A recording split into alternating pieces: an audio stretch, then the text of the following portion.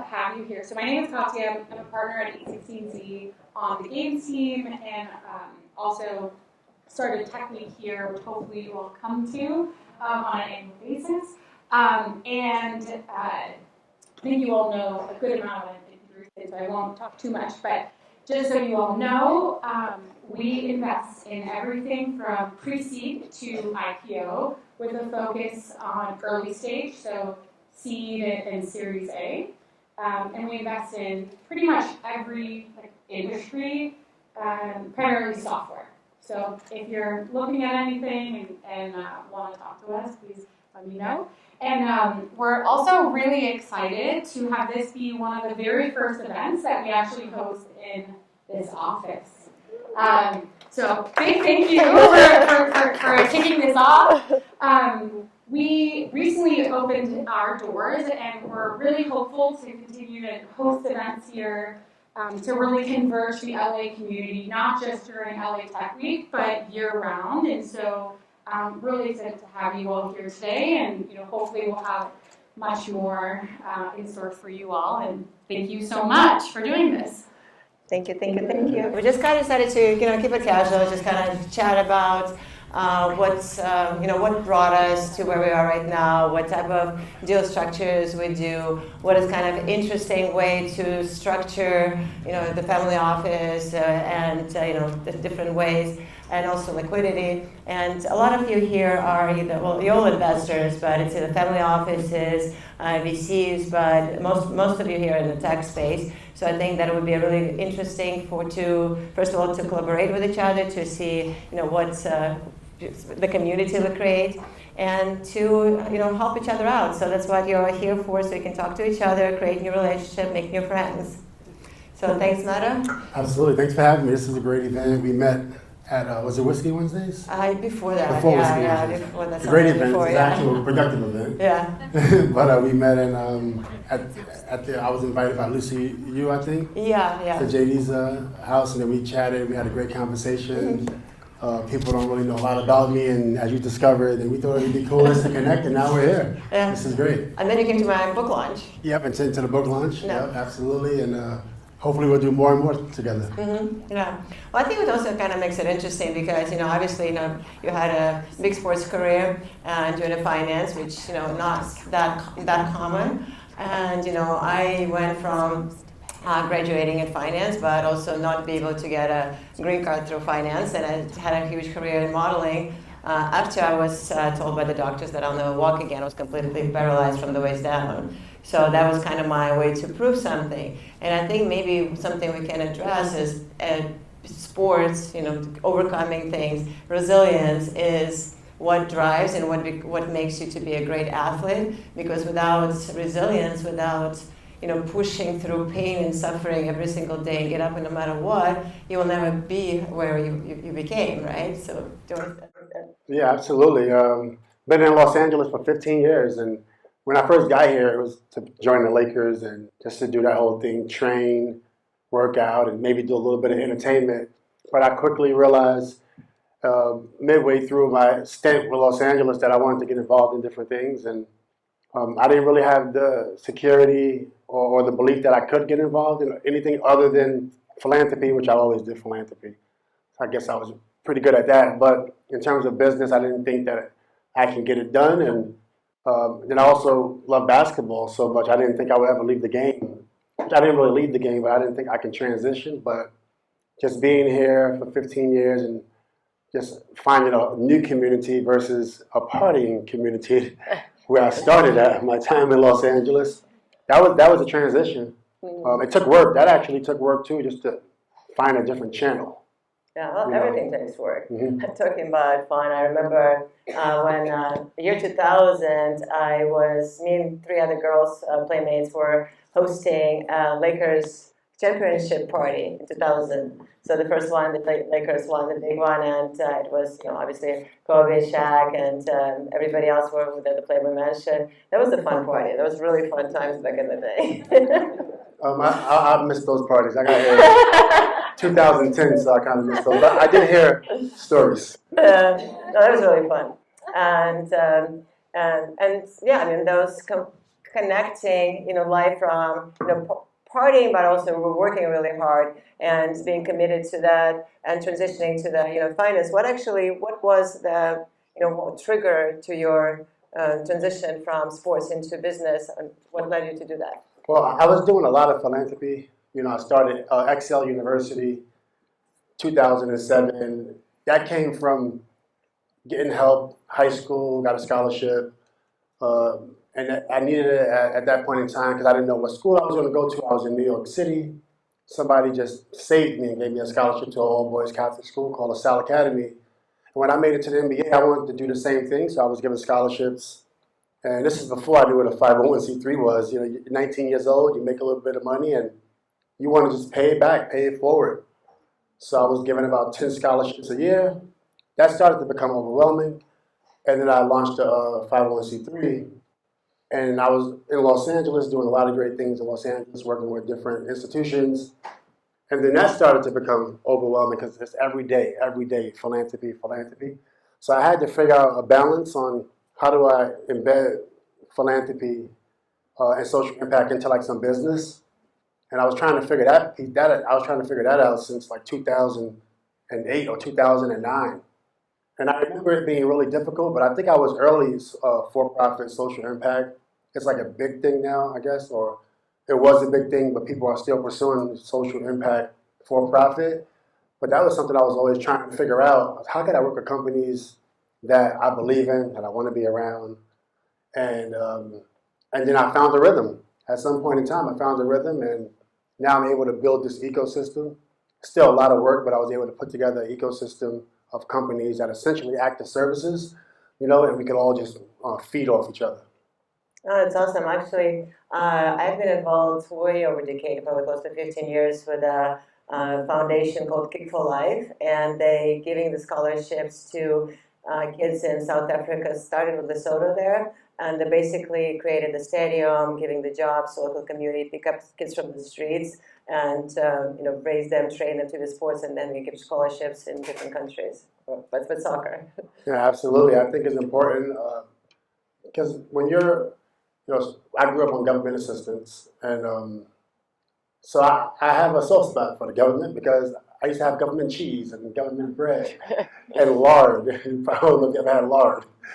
So it's like, for me, anyone that ever helped me, an individual person, an attorney, the government, America, I'm like, I want to pay it back. And I think it's really important. That's why I love to be of service, I think. Mm-hmm. I'm currently on the board of UCLA Psychiatric Ward, and that's one of my favorite, I would say, accolades or accomplishments. I never knew that would happen, and when they offered me that spot, it just made me just understand all the hard work I put in for philanthropy, because I do want to be one of the best philanthropists, but you're going up against Bill Gates. It's not easy, right? That's awesome. I'd say pound for pound, I'm the best. No, I love that. I actually didn't know that you were doing that. That's really cool. Absolutely. Yeah. And for the time, what's your main focus right now? I mean, how do you transition from philanthropy to for-profit, or the life kind of took you that path? Because a lot of times, what I've noticed when you're on the path that you're supposed to be, it kind of just opens up to you. Sometimes you don't have a plan where you're going, and then things just come to you. Almost kind of like this event happening. Yeah, I know. This is great, by the way. I got some friends and some portfolio companies in here, and feel free to network with each other. But this is great. Yeah. I mean, I think it would turn out like this. But yeah, just like conversation, we vibe. When I retired, I told myself I'm going to do one of four things. And for many reasons, when you look at Michael Jordan, he has a brand. It's just Jordan. You look at athletes like myself, I had Artest, and I was the Pandas friend, and I was a rapper, and I was an entertainer. I'm like, my fans are confused, right? Like, who are you? So it's hard to keep them focused. It's hard to have, one consumer or fan buy everything, because they're like, I'm not buying four different personalities. Yeah. So which one you're considering, what the brand are you going with? Well, I missed the boat. Well, I had an opportunity to just focus on that Jordan brand, call it Artest. Mm-hmm. I missed that boat, and then I said, just fast forwarding, I went off Instagram. I got off all social media. I wanted to have a reboot, and then I was okay with it being speaking and doing business and just telling my story and that being a brand. And but it took me a while to get there. when I retired, and I said I was going to do one of four things and I'm going to give it my all. I'm going to focus on it. And it was going to be rapping or coaching or I studied for my Series 7 or digital marketing. And I literally gave each one of those a chance. And when I was talking to myself, I said, okay, coaching, if I get right into it, I'm going to be away from my family again. And so I X'd that out, and I had opportunities to coach and get right into it, but I said I didn't want to be away from my family. The same thing with music. I didn't want to be out and in a scene and alcohol. So I said, okay, I'm going to X that. So I studied for my Series 7, and that was really tough. I didn't want to be behind a desk, and it was also very hard. So I went to UCLA for digital marketing, and when I found out that I had the endurance and I loved it, and I was going in the classroom, and when I felt like I had the endurance and I wasn't getting tired, I said, okay, it's something here. And the reason I was into digital marketing was because when you look at athletes, the businesses that we align ourselves with, consumer, media, technology, and how do you understand how to make the right investment? How do you understand, how to gain more consumers and scale? And I felt like digital marketing was a great place for me to start. And then it just led me to a lot of other adjacent opportunities. So it's kind of interesting because mine was reversed because, I went to Maryland and I studied finance and international business. And I, after crashing, not being able to walk, I was really focused on just, coming into becoming corporate America, being an exchange student from Russia and wanting to climb that ladder. So I was one out of 300 people, maybe 2 out of 300 people who were accepted for the job with American Express Financial Advisors after very brutal tests and everything. And, when I graduated with honors, and I was so happy to get the job, I was accepted to MBA program.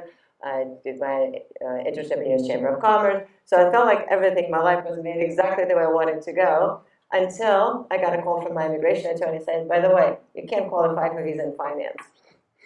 So it doesn't matter how smart you are, it doesn't matter what accomplished you are, because if an American person does not qualify or can't qualify for the position, you cannot get that visa. So I had a year of practical training visa to university, and kind of that's how I got into the modeling. Because, nobody looks like me, and it's kind of sad that, they don't care that you're smart, but they care that you're pretty.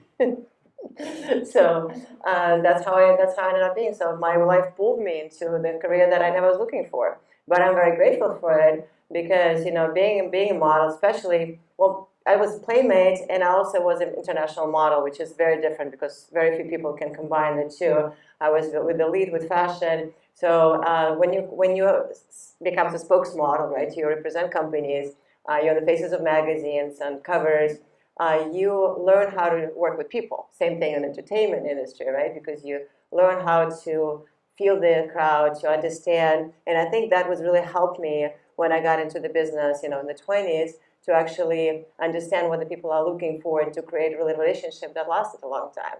Would you kind of say similar something? Yeah, absolutely. And then, your path is almost in reverse because you was doing the finance first, then you got into modeling. Because I was going to ask you, I was actually going to say we had a similar path, meaning you're an athlete, then you're getting into business, like a lot of athletes these days. But you're back into business now, right? Which is really interesting. And I think wherever your life pulls you, you've got to read the signs. I think the stars are always aligned. I really believe in that.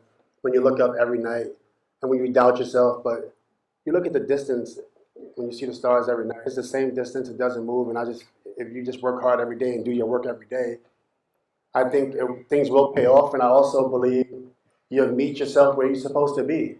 Yeah. I think years ago I wasn't where I wanted to be, maybe 15 years ago. But I did tell myself, if I work hard, I'm going to be right where I want to be at the perfect time. And that's kind of how I view it. Well, I totally believe in it. So it's also my family history. I came from the opposite because I came from the oldest noble family in Russia. So my grandfather was equivalent to Nobel Prize, Lenin Prize. So back in Soviet Union, my family was considered prestigious, and they traveled, very well educated. My mom just retired from being best professor of Moscow Technical State University, did not teach at MIT. So when I came here, my parents were actually just got divorced right before that.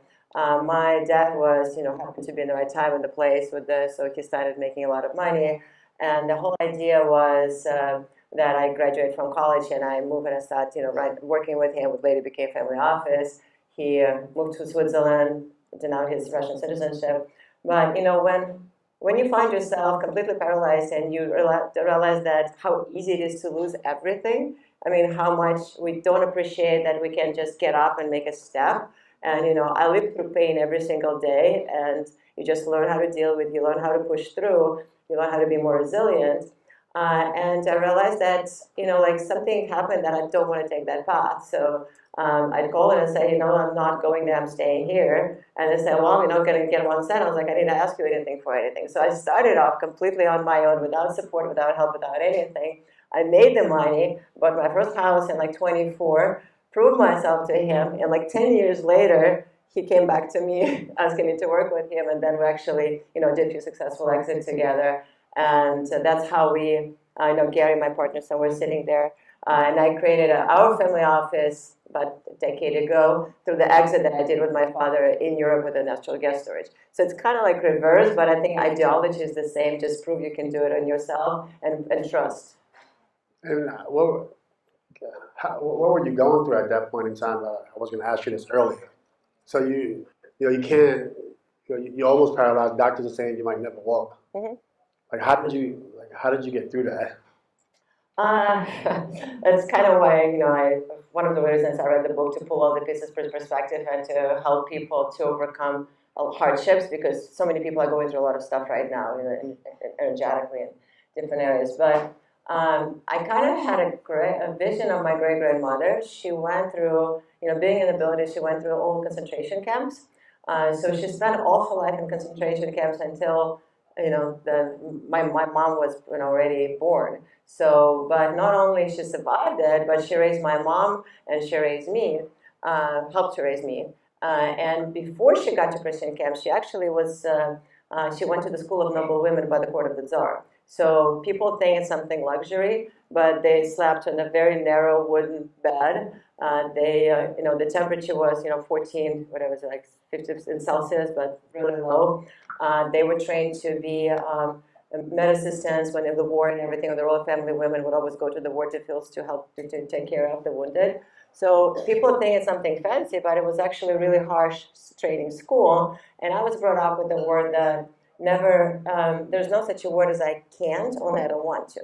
So whatever you put your mind to it, you can accomplish anything, absolutely, and there's no limits. So when I was, I was in and out of conscious state, and doctors, I don't remember any of that first 3 days. She didn't see vision in this, but I know she was there, and I just remember that, and I was like, no, you can do it, and kind of pulled me out of it. And then I just was kind of waking up, and I just said, I'm not giving up. I was like, I'm not living in the wheelchair, and I'm going to do whatever it is. Every single day, I just visualized myself and help. And my mom came to office because her healing power helped me a lot. But it was just between my mom's and my willpower. I mean, that's interesting because even mentally, you can be paralyzed. You see, I know a lot of athletes, retire, and I always say we collectively as athletes, pro athletes, they go through that retirement. You see a lot of people gain weight. Some people don't want to show their faces. A lot of athletes you probably have not seen in a long time, because they're not in the limelight no more. And I actually been thinking about doing a panel on financial therapy. I know there's a title, financial health. I know some people's playing with those titles.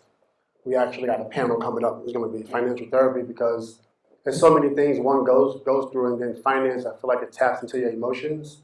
And then you're either going to be doing the right thing or you're going to be spending $150,000 in the club, and then you're going to be regretting it, when you get older. And I ask you that question because it'd be great to get some athletes, I think, one day in the room, even successful athletes, retired, and because I know some of them are paralyzed mentally.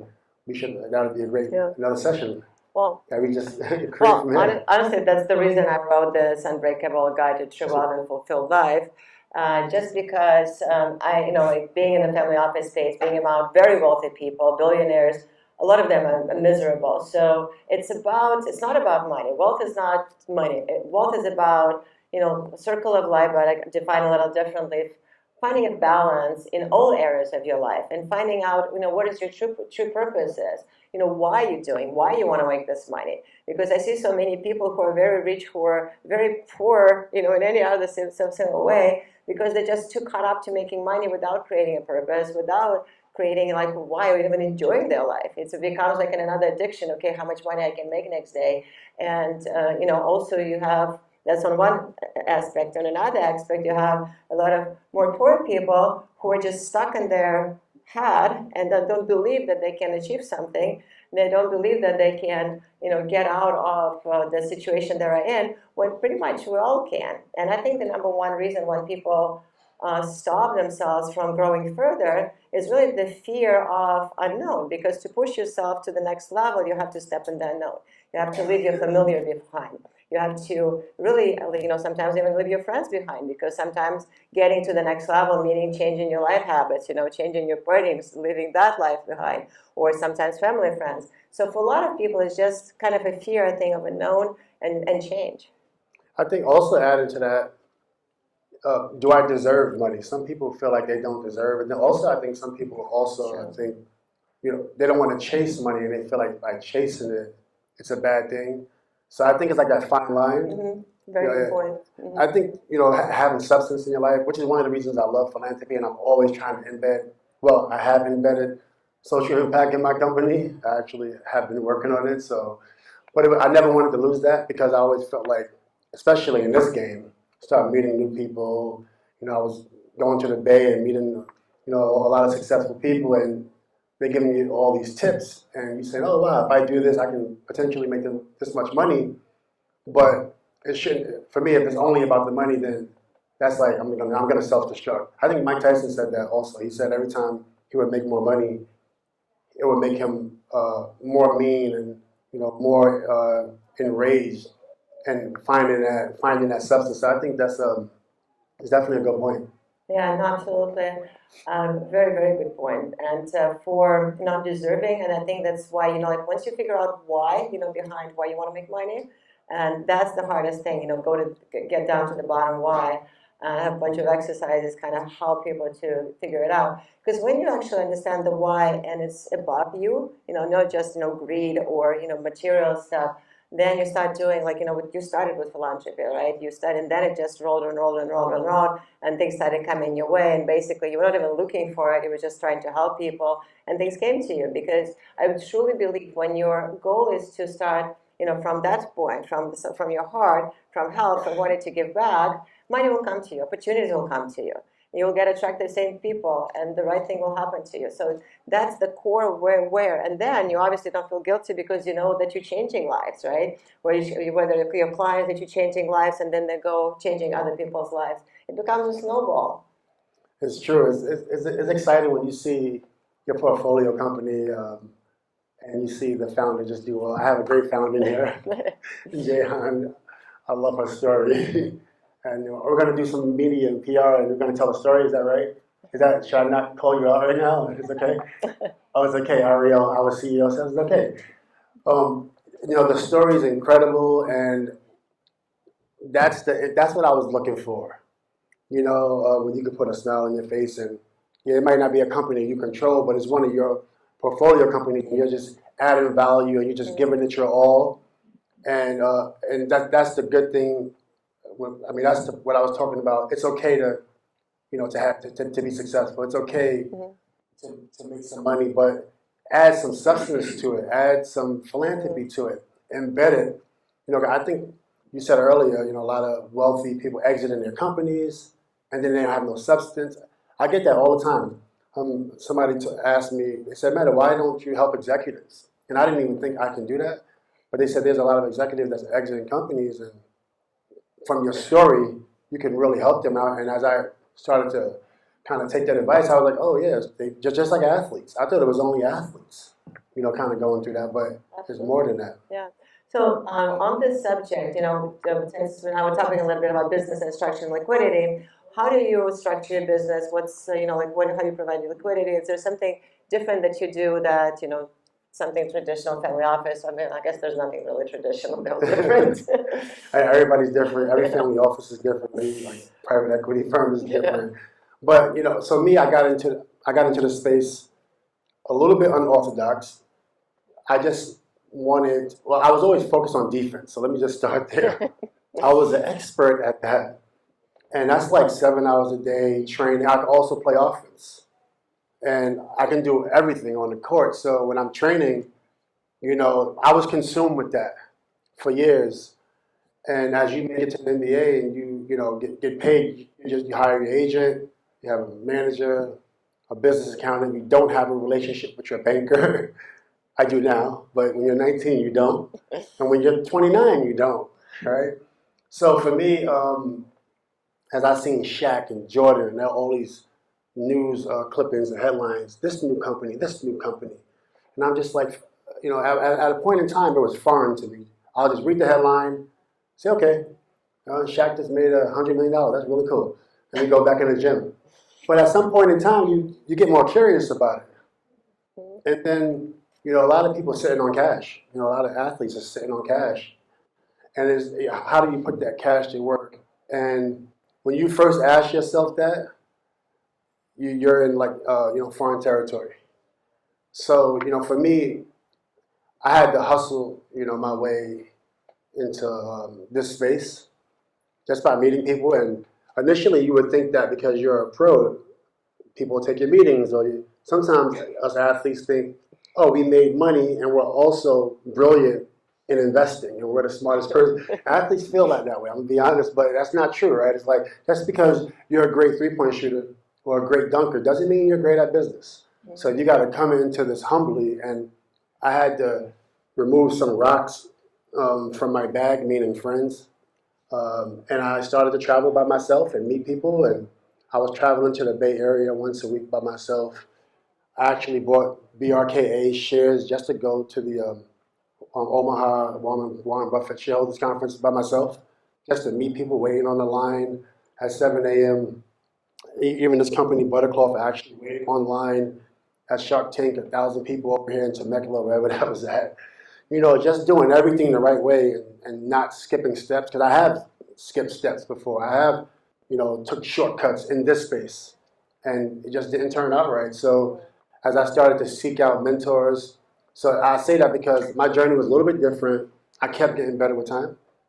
And at one point in time, when it was frustrating, I didn't really know what I was doing. I said, well, it took me 11 years to make it to the NBA from the age of 8 to the age of 19. Then it took another 16 years or 17 years to become like a legend.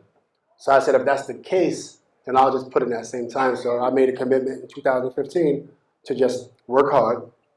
And I think about 2020, I felt like quitting this space because I didn't see any light. And COVID hit also. So I guess everybody was stressed. But I'm like, why am I doing this when I can just go coach? So I had an opportunity to quit or just keep going. I just chose to keep going and keep learning. And what I found out was a lot of people exited the space, and I became more expert or more knowledgeable in this space, personally, not with managers and nobody in between. It's just me and whoever else I'm talking to, with a team of people behind me. But it took a while to get there. And then I know in 2015, I launched my C Corp, Artest Management Group, Inc. And I did it because just the information, and I felt like it would have been easier to raise capital. I learned a little bit about LLC, learned about a C Corp. So I just chose to launch a C Corp with the intentions on going public. I didn't know how I was going to do it in 2015, but I knew I was going to try because I'm that crazy. I'm that crazy enough to try. And but over 10 years, you build it up, put the right assets inside of it, and you just keep going. And this is, that's kind of where we're at right now. We started out with companies. I couldn't identify a founder in 2015, or even the opportunity. Versus now, we're able to be more diligent about it. Yeah. No, and there are honestly, sadly, no shortcuts if you want to do things right. The only shortcuts you can do is really from the experience you have gained before And sometimes, if you have the right mentor to walk you, and that's one thing I've learned in my 20s when I lost all my real estate portfolio because I did not have a good mentor or any, and I was too cocky and too over leveraged, and I thought I could rule the world. And so, yeah, so Like that's us really all. that's the only shortcut is really getting the really good mentor who can Because help even you. like when you look at the businesses that athletes get into, sometimes like music or entertainment, it's not because they're saying, I say this a lot, but it's not because they're saying, hey, I'm going to spend $10 million in this space because I really want to lose it. I'm going to spend $10 million. I really want to lose this money. That's not what they're saying. They're saying I'm going to spend $10 million because I want to try to create a business and I want to get into the entertainment business and I want to try to make more money. But that's a shortcut to trying to make money because one, you don't know the business. You haven't done your diligence. You're not doing it like everybody else has done. Maybe there's an easier way to make money, like maybe real estate or something. So, and then you can work your way to the music entertainment business. And sometimes, those shortcuts hurt. And if you don't even have a perspective, it can really hurt you. Yeah, no, I mean, real estate was kind of like started easy and the market was going well. So yeah, but when 2008 hit, and then I realized exactly what you're saying. You have to kind of start slow. And I also realized that, liquidity is an issue with real estate. When something goes and you don't have cash to pull out, when something bad happens, then when you lose everything. So that's when I started studying public markets. And I started completely from ground up. I actually was about like 30 years old. So I found the companies that I knew would be failures so I can learn the mistakes they make. And I said, okay, you don't need to pay me, just let me see how I can do, and I'll get yourself in and I'll learn what they make and see if I can help them, can help, but no string attached, I'm not responsible. So, and then I kind of learned that part of it, and I started getting good clients, and I spent about 8 years in investor relations, public markets. And that experience became really valuable, because years later when Gary and I met, and we were thinking, because we already did investments in the technology space, and Gary's very knowledgeable in public markets. He's, an attorney. He's founded one of the boards in Vancouver Stock Exchange back in the day. And we met kind of by chance. It was right after the exits. And he was working with some known oligarch, I'm not going to say the name, and we were just introduced through that relationship, and we basically started working together a little bit over a decade ago. And so by us combining our knowledge and expertise, we realized that, it's kind of like what we have right now structured in the family office space is, we have bigger, like long-term investments that some of them are still with my dad, back in Europe, some in Africa. And then the money that I made from my life and from that exit part of from my dad, and combining with Gary's assets, we formed, we have a public incubator, OTCQB, and most people, when they see like OTCQB, it's too small, it's too that, it doesn't have liquidity, but there's so many advantages of that people don't understand. First of all, we have 100% voting shares. We're by far majority shareholder in the company. We can still operate it almost like a private company, but the people who want to participate with us, we can give them liquidity. So that's a very interesting mechanism that people don't understand from that perspective. When you use it as a part of something, as a bigger picture, then we'll incubate companies there. We create SPVs, rolling companies up to increase their return. And then, like we just actually today, we had a press release that the people who participated in the one spin-off in the company for compression, they got like 500% return on that, with $10 million we distributed to those shareholders. And so that's kind of where it operates, like it's small. Everything we do self-finance except for the people who want to participate in a small public company. And then we just finance SPVs in the company. So it's different. Yeah, I like it. I've been studying that over some time because as a first-time founder and you're raising capital, how are you going to pay your investor back? What's your strategy? Sometimes you don't have that, but over time you get it. I really like the Warren Buffett model. You build your company, build profits, and then, at the end of each year, your shareholders, you can buy some of your shareholders' shares back at a higher price. I kind of like that model. I also like paying out, exiting the company and kind of paying out right away. I also like that model. And then obviously our portfolio companies have different models. I definitely love the private equity model. It took us a while to get there, but I like it as a product, creating assets in your company where when their investments are made, it's actual product. this similar to an investment you would make into a company. Yep. So I kind of like that. That's kind of the path that we're going on, and how we're setting up the company. But yeah. Yeah, and also because you've probably seen my oldest son who was wearing the black jean jacket, helping out in the kitchen, and my little one running around. So when you have two kids who went through the school, going through the schools, and now you hear all the school shootings and all the insecurity and everything going on right now. I mean, that's something that's very close to me, because I've raised them all 100% by myself, and it's scary, especially for a single mom to worry about the safety of her children. It's very scary, and so that's why we chose to focus on safety and security, to work with provide technology that helps the law enforcement, schools, and different industries to actually focus on that. No, that's great. That's great. I also was studying how do you create synergy between your 501c3 and your for-profit. Mm-hmm. So we actually have Artest University. So when I first started it, it was really just to give scholarships to kids, but it didn't really have a mission. It was pulling us in a lot of different ways.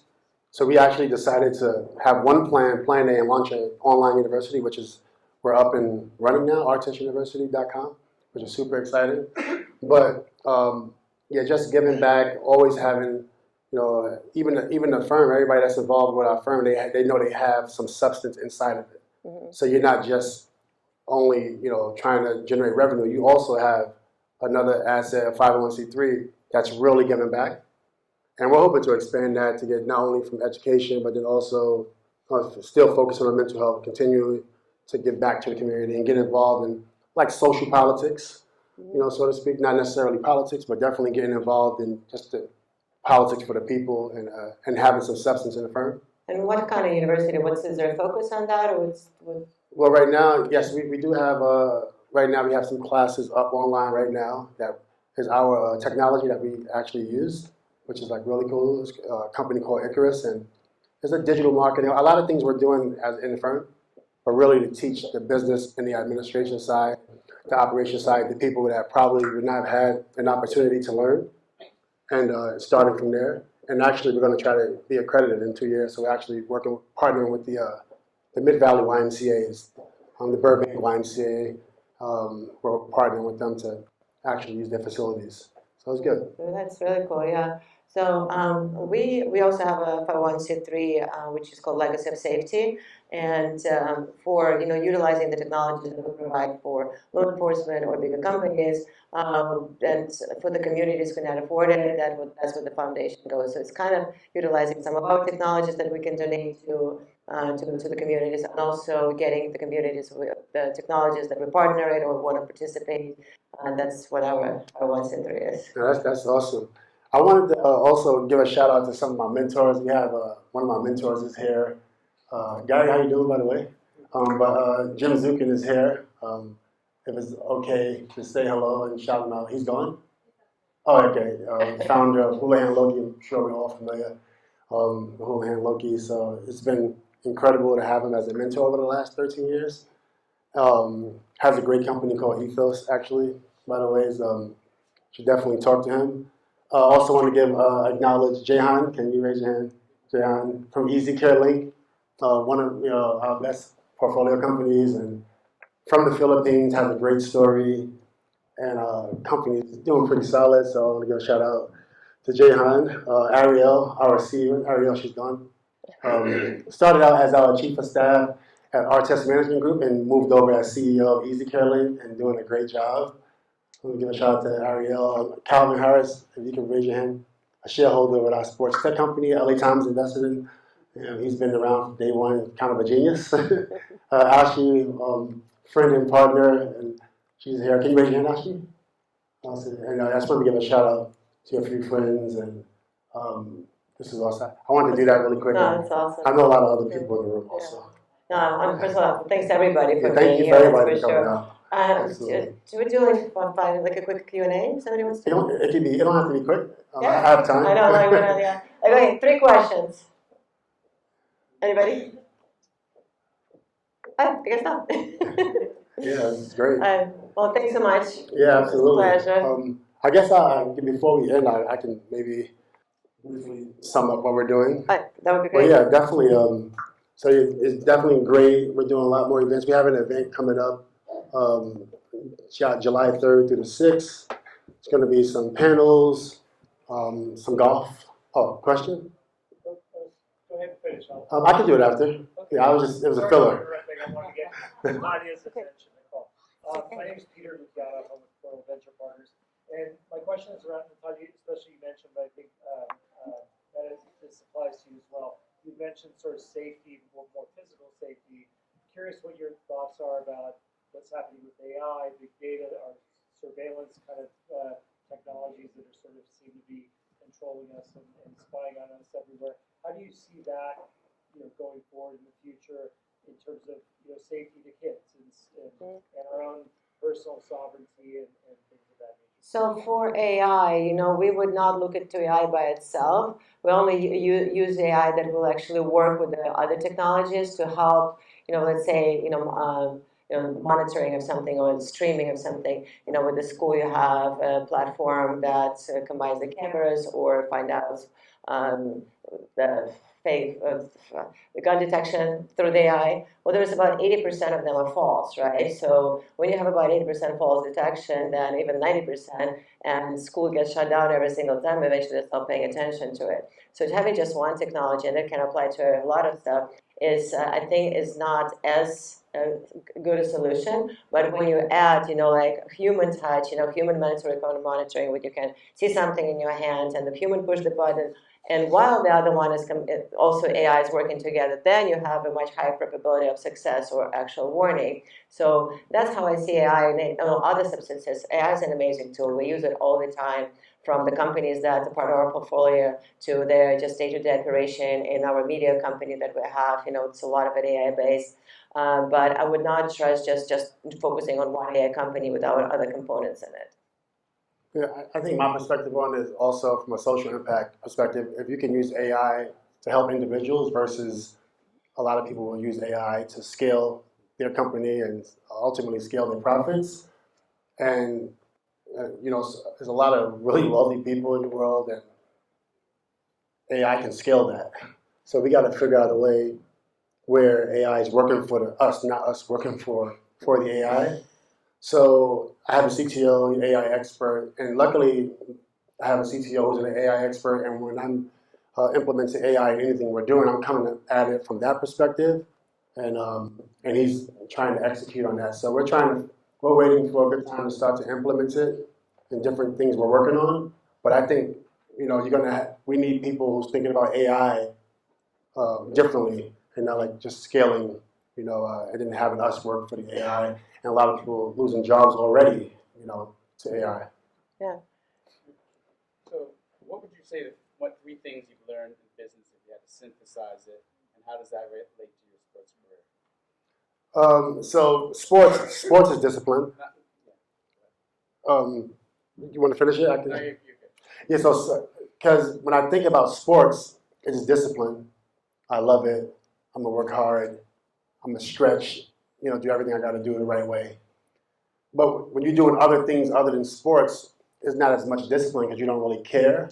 Well, when you're trying to get into business and you don't realize you're trying to get into business, you quickly realize you made a few mistakes. And when I started to think about how we ran a triangle offense, how Phil Jackson embedded that, and I was like, that really created a little bit of discipline, a little bit of trust. In the triangle offense, you have to move at the same time, at all times, with the exception of Kobe. Kobe would get the ball and just score, right? But for the most part, you had to be working in a system, and with discipline, with trust, with teamwork, and you got to give yourself time to learn the triangle offense, and that's how I view business. And giving myself time to make mistakes, not being too hard on myself, and then at some point you get it. So I think discipline is the main word. I think teamwork and trust.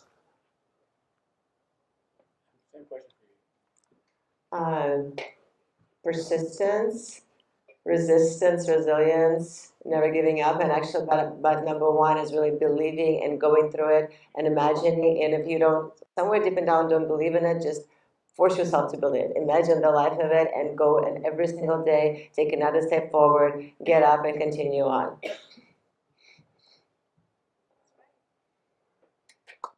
How do we help you? Well, I'm a couple ways. We are building a private equity firm. It's exciting building it from scratch, and I can't believe we're here actually. So we are looking for partners. We had a couple investors that wanted to get involved, but didn't sell our company early. That wasn't the right partner. We're trying to create a multi-billion-dollar company. My CEO is the former CEO of Boost Mobile, Steven Stokel's serious guy, sold this company for $400 million, called Freedom Pop. Became the CEO of Boost Mobile, and we're currently, and we got a great team. So just to like kind of set the stage, but we're not only raising capital, we are going after commercial contracts. I've created some really great contracts with the portfolio companies, which I'm excited about. That contracts that my shareholders to be proud of. Where revenue is coming back up to the top, and be responsible. We have a lot of things. I've been building. The first company I started was a CPA accounting firm, so I knew that I didn't want no issues with IRS. So I launched this company 10 years ago. We had great clients. Canelo Alvarez is one of the clients, so we have great clients. So I learned a lot about the game. I recently pulled someone to bring him in-house, actually about 5 years ago. So we're pretty solid. And yeah, I would love to talk further. My mentors, I have great mentors. Dr. Patrick Soon-Shiong is one of our mentors. He had a story come out in the New Yorker that said he had 3 friends, and I was one of them. I was surprised. I got a bunch of text messages that put me on the spot, but we do have great mentors. And we really like the space of private equity. So we'd love to have more conversations, and maybe hop on a Zoom call or a coffee or something like that, and let you know what we're doing. Being at Verda, we're currently at an A16 event, and A16 has a major presence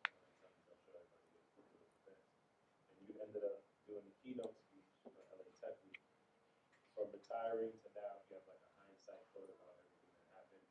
Is this like a major pivot, I feel, for business right now for you, and like a lot of things you can accomplish? Like, how do you feel to be the keynote speech and then, of course, A16 for LA Tech Week? Yeah, it's really interesting. So when I retired, like I went back to school, I downsized my life. I brought a Prius. Like I did these things because as an athlete, if you're not seen in a certain light, especially in Los Angeles, you feel like, oh, I need to pull up in a nice car. I need to show what I have. And it was just weighing me down. So I downsized my life, my thought process, and I really just dug deep. Like I said, I went back to school. I did Google Analytics class in Vancouver. I did classes at Concordia Irvine, business analytics, digital analytics, coding at UCLA. I really dug deep. And for about 5 years, I was like pretty much in a cocoon. And then I came out 5 years later, and the first opportunity I got as I was speaking to people sort of came out the closet. By default, people know me because I play with the Lakers. So if you saw me around, people know me, but I really went away. And then when I came out and was just telling people what I was doing and what I'm trying to do, my first opportunity, I got a call from Princess Rima, actually. And they invited me to speak at FII and close down and actually keynote speak. I had no experience. So that was my introduction into this space. And then Neil Green, maybe you know Neil Green, he flew me to Utah to speak right after that. And I was, I went home, I was in awe, I was like, not overwhelmed, but I was just like, wow, I think I turned the corner. Sometimes I forget I play basketball until people remind me. But I'm grateful. I'm grateful for the opportunities. I'm also grateful for my passion. I think my passion is like incredible sometimes. Sometimes I think about it. What is your passion? Well, just like the ability not to get tired. You know, when I played the game of basketball, there was points and times where do you stop? And you can't do that with a laptop. When I was working, I'm like, okay, I don't know what I'm doing. When I first started reading these contracts, 150 page contract, I wanted to learn on my own. And you get frustrated mentally, you get tired, and do you stop? And it's like, in basketball, I can dive on the floor, I can move somebody out the way. I just can't move a button. Like, how do you transfer this energy? It's like, you know what, get some rest and wake up and do it again. Read it line by line. Like, learn this inside out. And now, now we're here. That's a good question, and I'm excited to, continue to get these opportunities and even be here with you. You invited me out also to speak. Natalia, Verda, thank you very much for your time. On Artest, I think you're one of the defensive coaches of the league at the OC. You were in my fantasy basketball league when you swiped 8 steals. Thanks, yeah. My question is, your basketball defensive skills, any of that translate to your current business schemes and skills? Yeah, definitely. Initially, when I was first, when I would hit a roadblock, I would get frustrated with myself, and I wouldn't go to sleep. My wife would say, go to sleep. I said, nope, I'm not going to sleep. And that put me in the hospital, actually, for quite some times. And then, my game was, I was passionate, getting down and dirty. And sometimes that got me into trouble. And I didn't want to get into business like that. I didn't want to get into business. Yeah, I'm giving my all, but sometimes it's a gift and a curse. So I wanted to make sure, yes, give my all, but keep it controlled, keep it focused. And, if you make a mistake or if you lose a day, you don't have to be a sore loser. So from a defense perspective, don't cut corners, give it your all. And if you happen to get scored on, it's okay. I had an incident in the Madison Square Garden where we lost a game. And I was so upset, I broke the cameras. I broke every camera. It was a $125,000 bill, and it was only a loss, but I was so upset about the loss. So I try to take the goods from my game and then add focus to it, add calm, be centered, add, some type of perspective on, failure is okay. And then keep getting up the next day and go again. Failure is a path to success. Absolutely. Well, I know we're out of time because, we have to be respectful to our hosts here. So no more questions, sadly, but, we'll send you, our contact information. You can reach out to everybody. And it's going to be more to come. So let's create a community where we can make the world a better place. Thank you. Thank you.